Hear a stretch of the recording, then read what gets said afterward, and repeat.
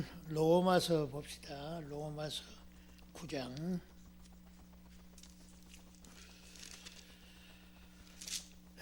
로마서 9장 19절부터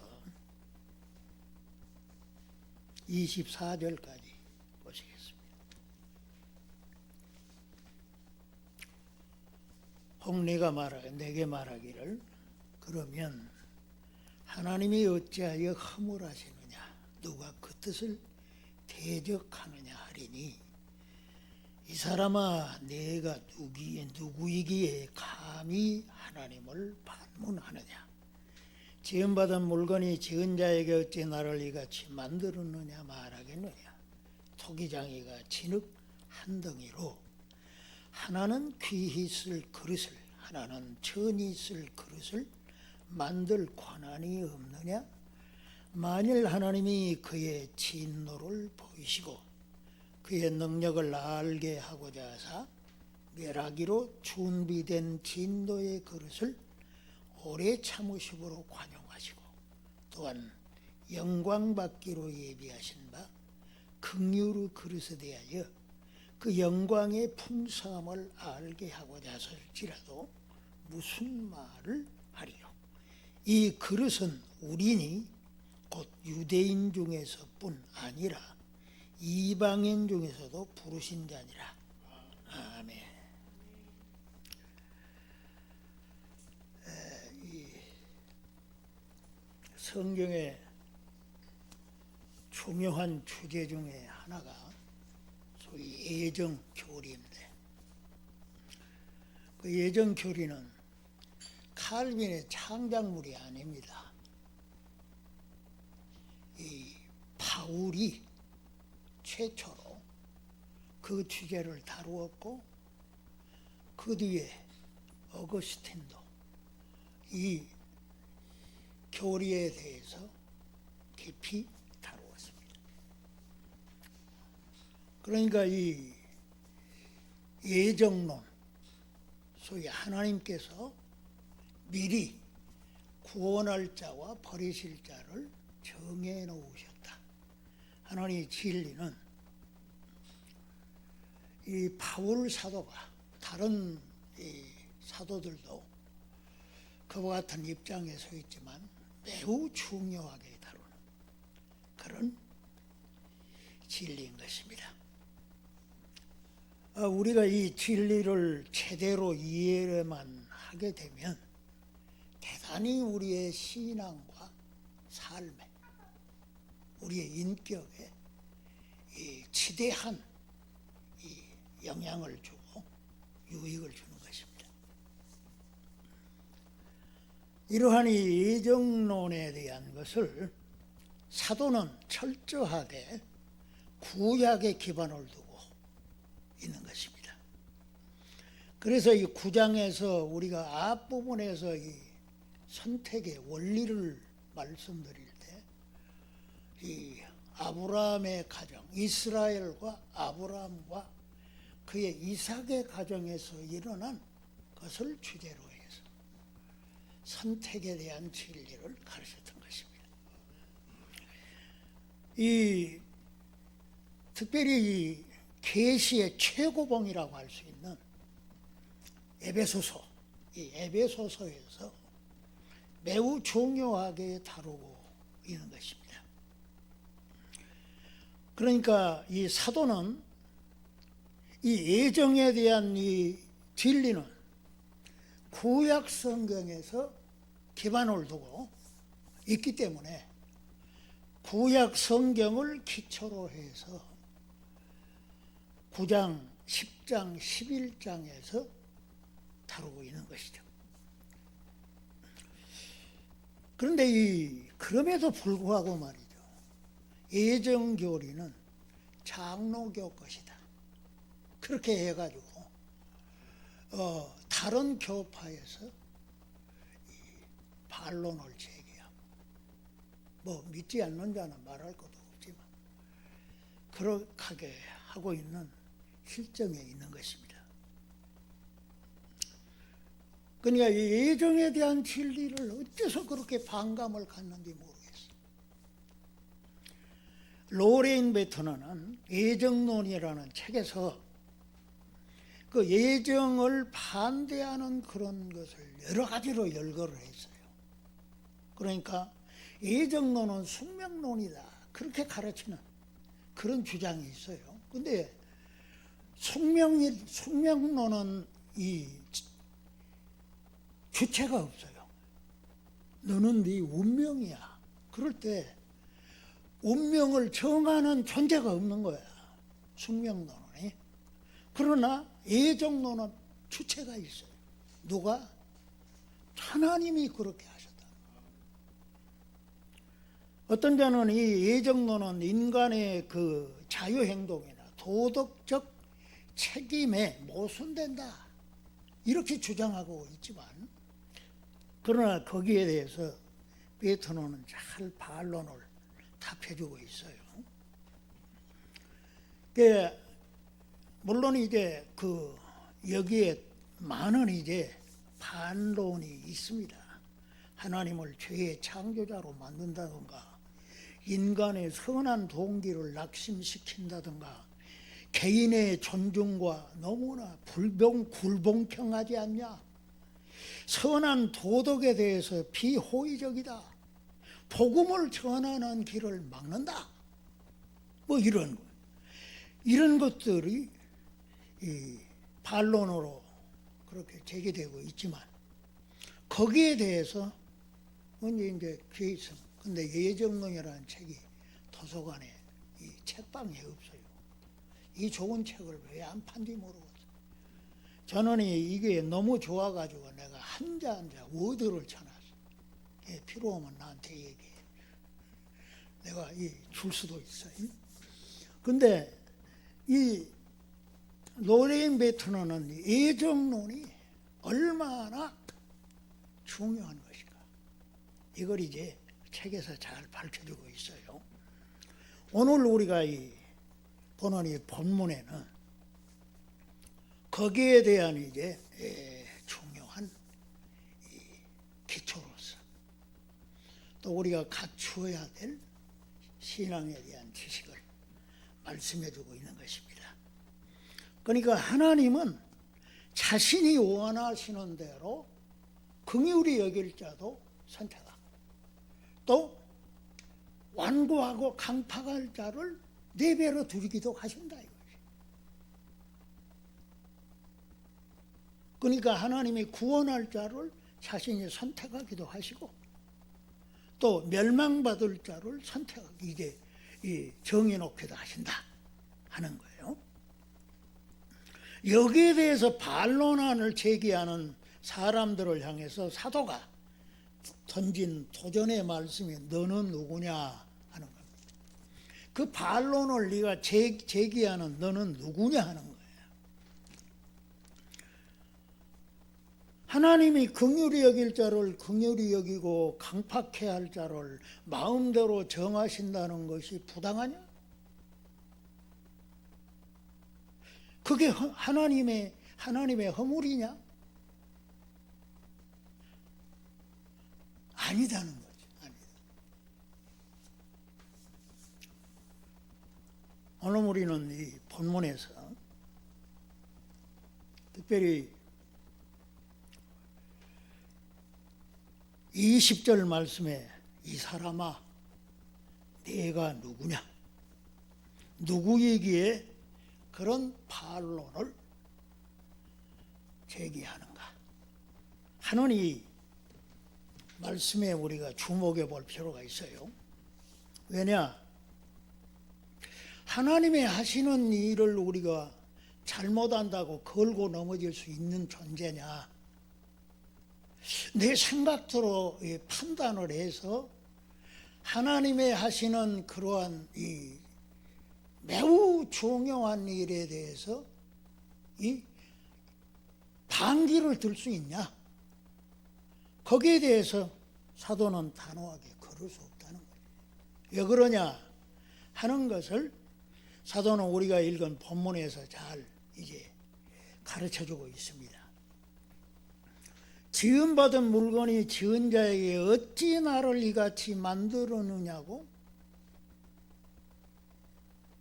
반박할 수 있느냐?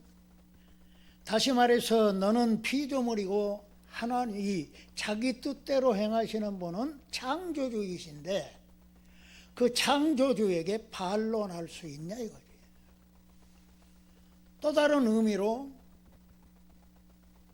이 창조주는 주인이시죠. 만물을 만든 주인이죠. 그리고 우리는 그의 종인데 종이 주인한테 이러고 저러고 반론할 수 있냐 이거죠.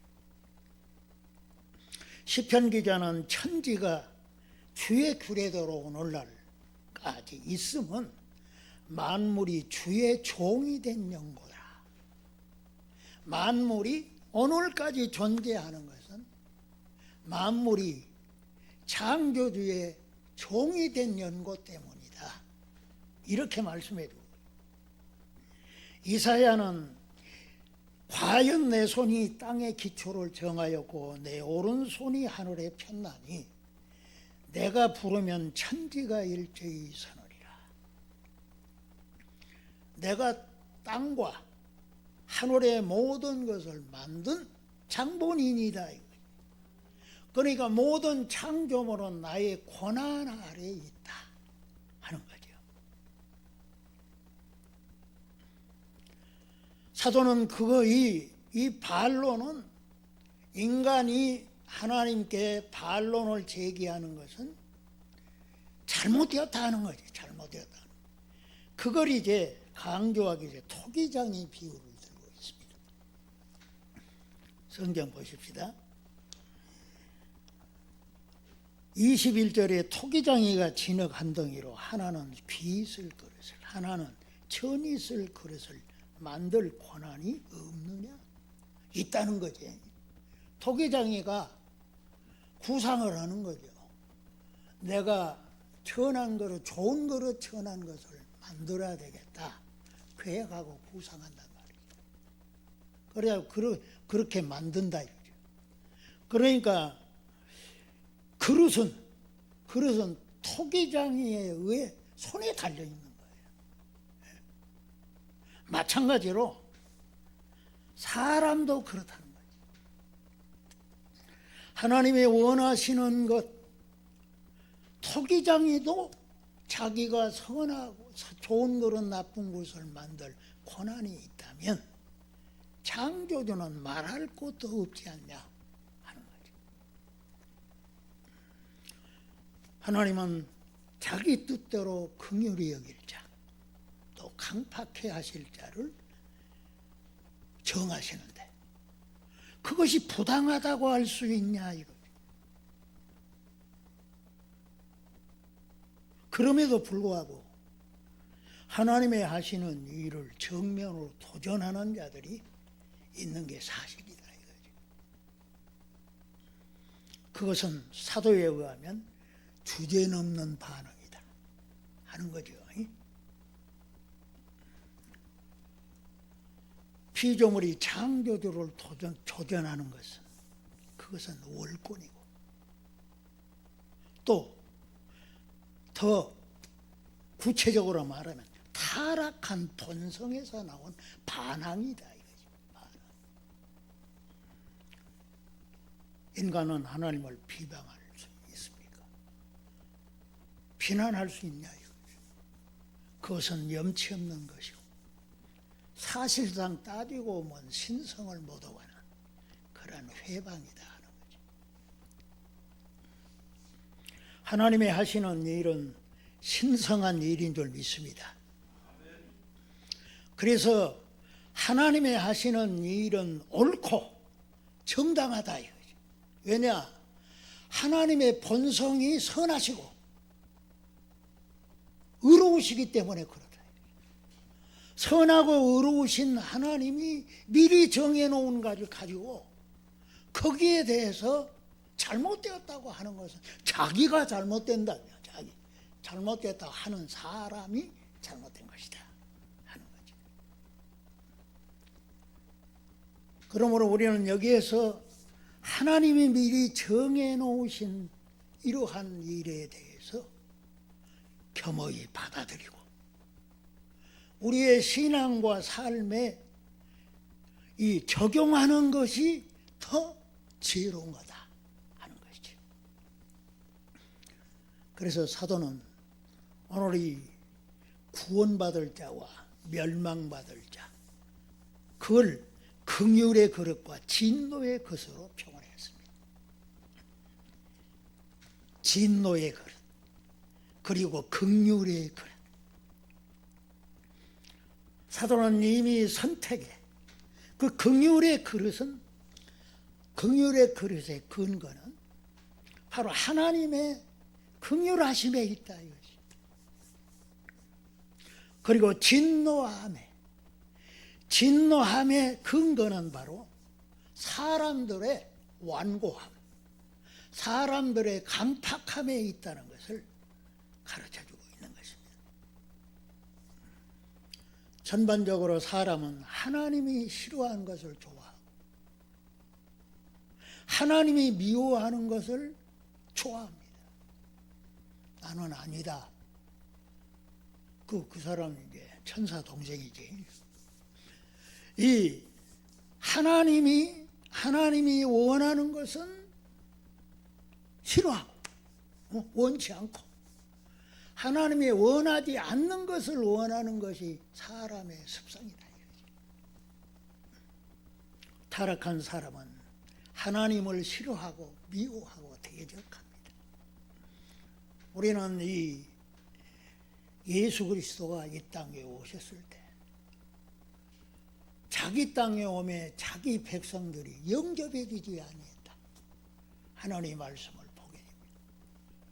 그럴 뿐만 아니라 마침내 예수님을 십자가에 못 박아 죽이는 이러한 죄성을 발휘했다 이거죠.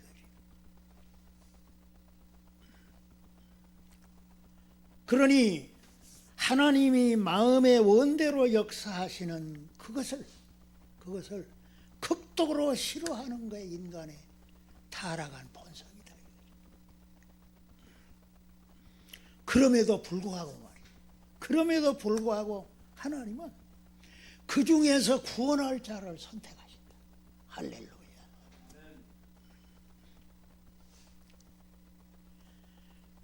사도는 그 진리를 가르치고 변호하는 일에 로마서 전체에서 특별히 9장에 와서 그것을 많은 측면을 할애하고 있는 것입니다.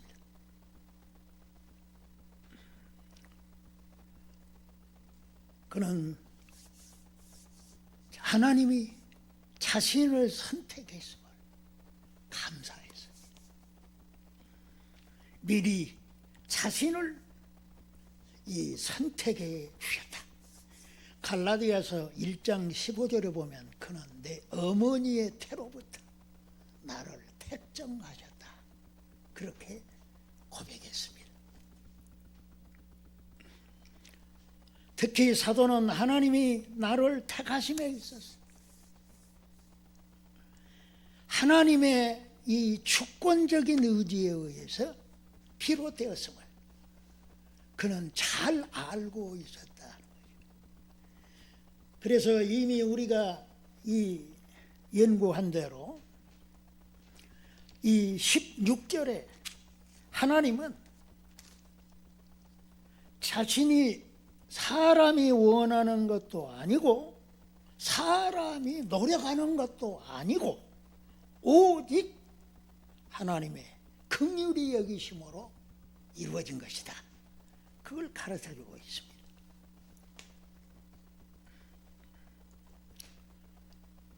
만약에 하나님이 사람의 의지를 반영을 했다면 올바른 선택이 이루어질 수가 있느냐?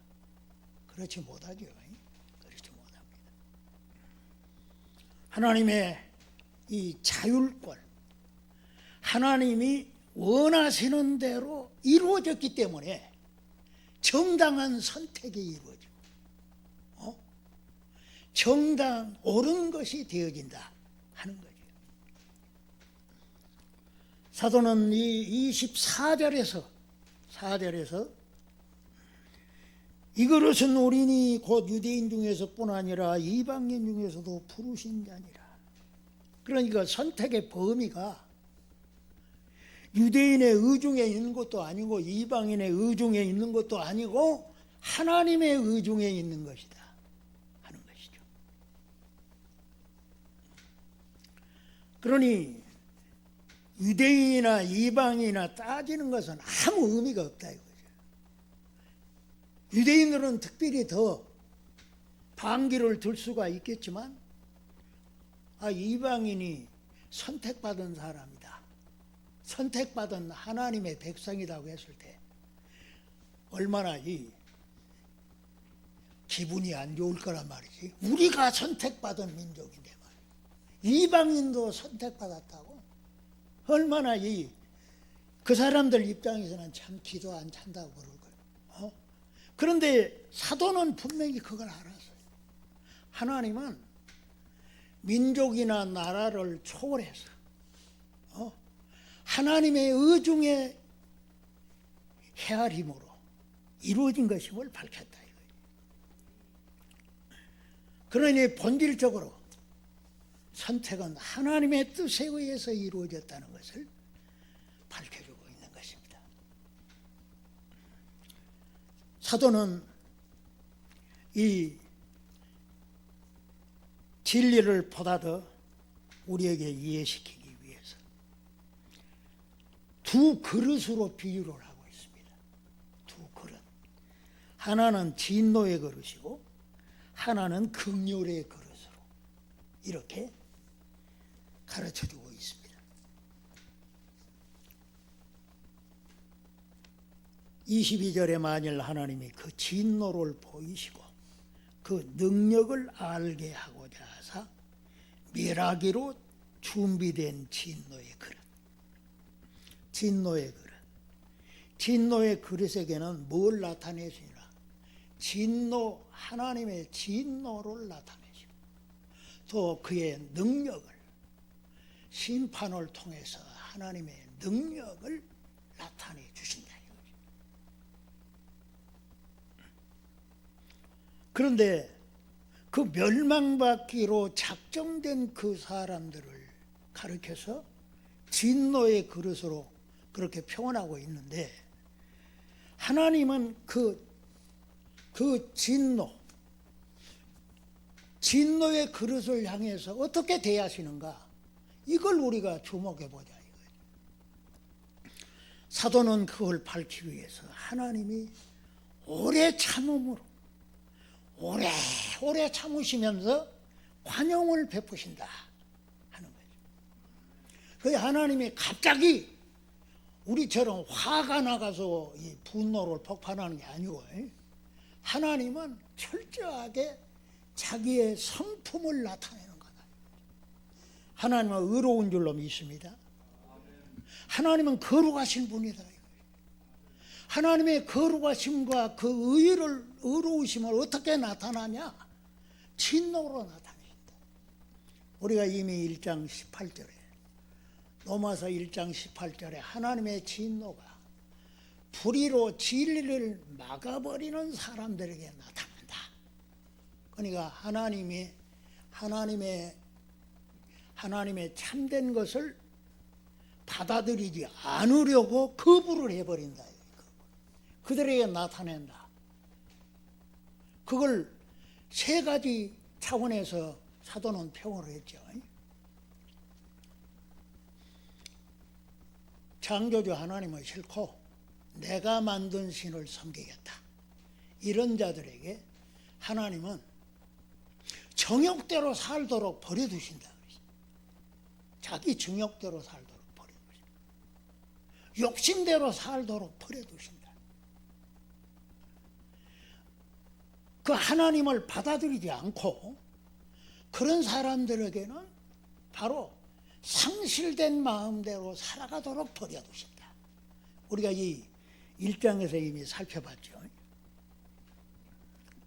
그러니까 하나님께서 오래 참으시면서 그들의 생애 마지막까지 참아주시는 거예요. 참아주시는 거예요. 그러면서 관용을 베푸시는 거예요. 왜 하나님이 그렇게 다 당장에 진노하지 않으시고 오래오래 참고 관용을 베푸시는 거야. 회개할 기회를 주기 위해서. 회개할 기회.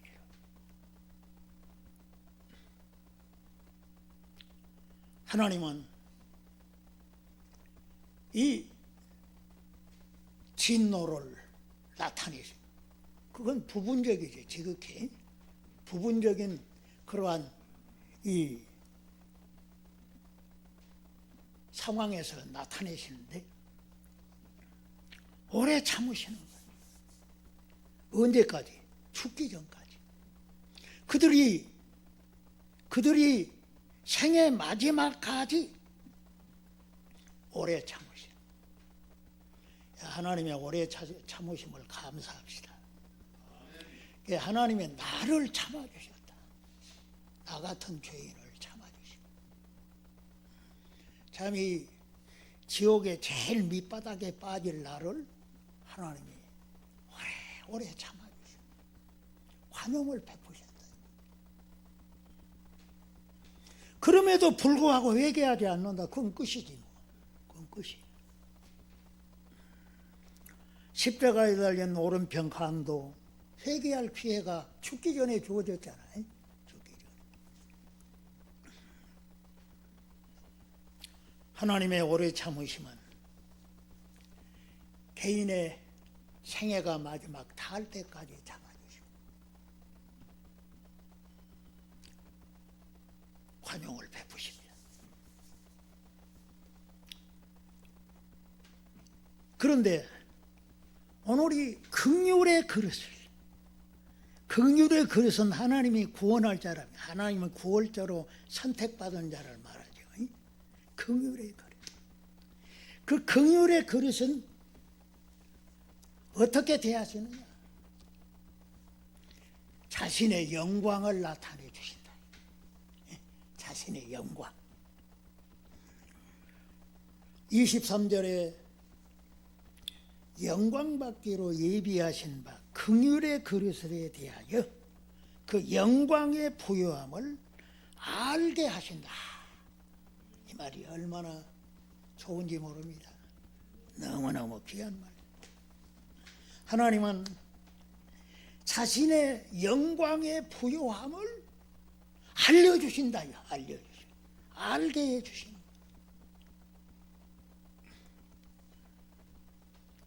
로이 존스 목사님은 그 영광의 부요함이 어떤 의미를 갖느냐, 그 의미가 뭐냐 그랬을 때 예수 그리스도시다. 할렐루야.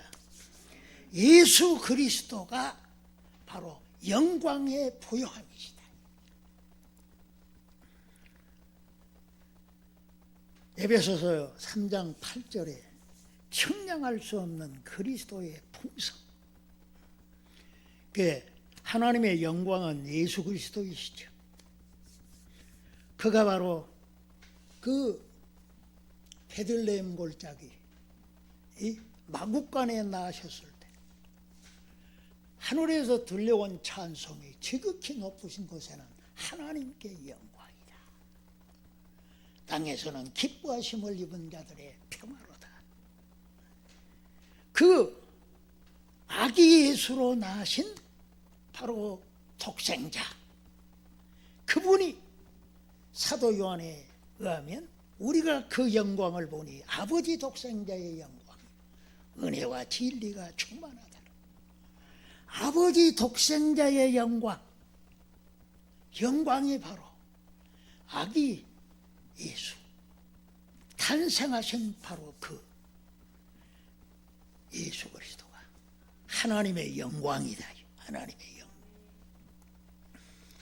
하나님의 영광의 그 충만함이 성육신하신 예수 그리스도의 인격 속에 나타나 있는 줄로 믿습니다.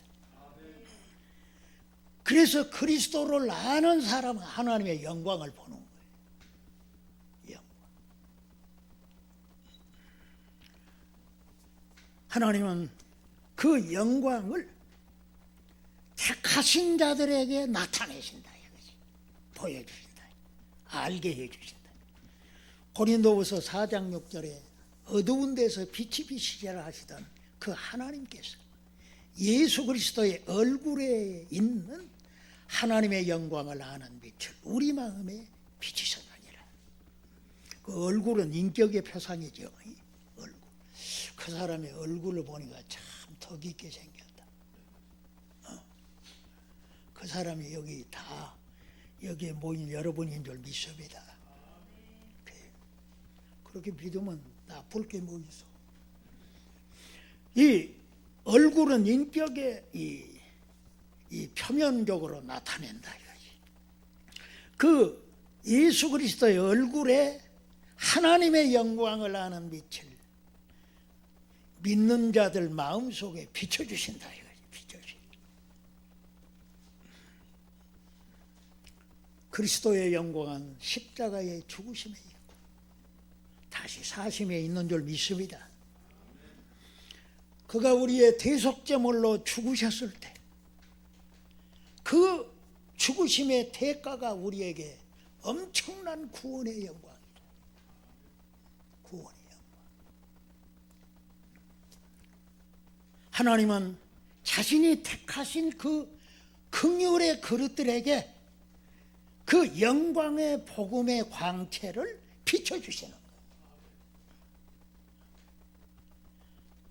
성령을 통해서 비춰주시는 줄 믿습니다.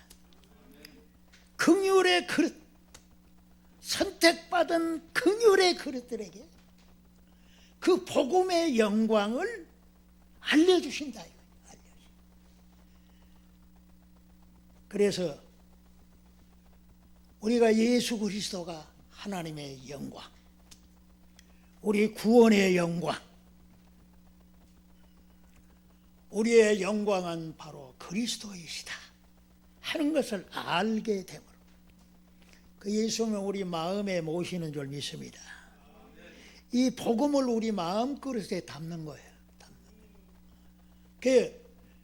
이 지극히 귀한 이게 이 보화가 바로 예수 그리스도의 인격이고 그의 복음에 있는 줄로 믿습니다. 긍휼이 풍성하신 하나님이 그 지극히 큰 은혜를 택하신 자들에게 부어주심으로 바로 우리가 그리스도 안에서 그의 풍성한 은혜를 따라서 예수 그리스도의 그 피로 말미암아 구속과 죄의 사함을 받았다 하는 거죠. 성령은 우리를 향해서 우리를 구원해낼 수 있는 분은 하나님의 그 영광의 부요함이신 예수 그리스도 뿐임을 알게 하시고 믿게 하십니다. 하나님의 위대하고 그 큰 계획, 미리 작정하신 이 선택받은 그 자들을 향해서, 그런 사람들을 향해서 그들에게 구원의 영광을 드러내고 그리스도를 통하여 나타나는 그 구원의 영광을 드러내주고 그걸 믿게 하신다. 믿게 하신다. 그래서 성령이 우리를 신의 성품에 참여하게 하신다. 할렐루야. 하나님을 닮은 존재로 다시금 회복시키는 그 역사를 이루신다 이거죠. 그러므로 우리가 하나님이 나를 택하셨다, 나를 불쌍히 여기셔서 긍휼을 베풀어서 선택해 주셨다, 이걸 바울처럼 깨닫는다면 그 하나님을 찬양하지 않을 수가 없는 거죠. 하나님께 감사하지 않을 수가 없는 거죠. 특별히 그 영광의 부요함이신 그리스도를 알게 해주시고 그를 믿게 하신 그 놀라우신 하나님의 사랑에 감사하지 않을 수가 없는 거지. 오늘 그래서 사도는 이 긍휼의 그릇, 하나님이 긍휼이 여기 있어서 택한 자들을 향해서 오늘도 내일도 모레도 영원히 그리스도의 그 영광의 부요함을, 그 구원의 영광을 알려주고 믿게 하시는 역사를 이루신다. 이게 바로 선택받은 자들의 축복입니다. 이 축복은 영원히 지속되는 줄 믿습니다. 점점 더 커져가는 거예요. 더 많아져가는 거예요. 우리가 이 지상에서 하는 것은 잠시 얼마 정도뿐이에요. 그러나 앞으로 올 구원의 영광은 사도가 이미 밝혀준 대로 우리의 영혼만 구원받은 거 아니라 우리의 몸까지도 그리스도의 몸을 닮은 그런 존재로 만드실 것이다. 몸이 피곤합니까? 몸에 병든 것이 있습니까? 우리가 죄로 물든 우리 몸은 쇠해질 수밖에 없고 약해질 수밖에 없습니다. 그러나 주님이 우리를 다시 영화로운 그러한 구원에 참여하게 하실 때는 우리 몸이 병들지 않고 낮은 몸이 귀한 몸이 되고 약한 몸이 강한 몸이 되고 잠시 살던 우리 몸이 영원히 살 수 있는 몸이 되고 이 구원의 영광에 참여하게 하십니다. 그게 어디에 있냐? 하나님이 선택하셨기 때문에 그 축복을 누린다. 그러니 우리는 이 하나님이 나를 선택했다. 이것이 나에게 얼마나 소중한 거다 하는 것을 우리가 잊지 말아야 할 줄 믿습니다. 하나님이 나를 향한 그 엄청난 그런 이제 계획, 날마다 우리는 죄짓고 살지만 그러나 하나님께서 그 행위를 보지 아니하시고 하나님이 의도하시고 계획하신 대로 우리를 구원에 이르게 하시고 그 영광에 참여하는 이러한 역사를 지금이 계속 추진해가고 완성으로 나아가게 하시는 일을 하고 있다는 것을 우리는 잊지 말고 그 주님을 찬양하고 이 선택의 진리에 붙잡혀서 여러분이 축복을 누리시기를 바라고 또 이 진리를 자신 있게 선포하고 증거할 수 있는 그런 믿음의 사람들이 되시기를 축복합니다. 하나님 아버지 감사하고 감사합니다. 허물과 죄로 얼룩지고 멸망받을 수밖에 없는 저희들을 주님께서 선택하시되 그 영광의 보유함이신 예수 그리스도 안에서 구원을 베풀어 주시기 위하여서 선택해 주신 것을 감사합니다.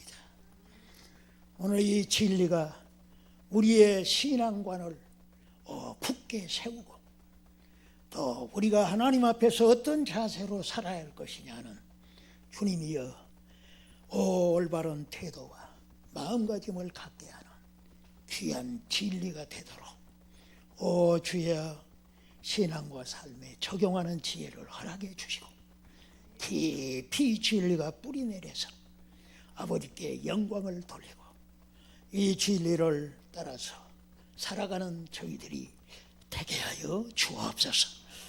예수님의 이름으로 기도합니다. 아멘.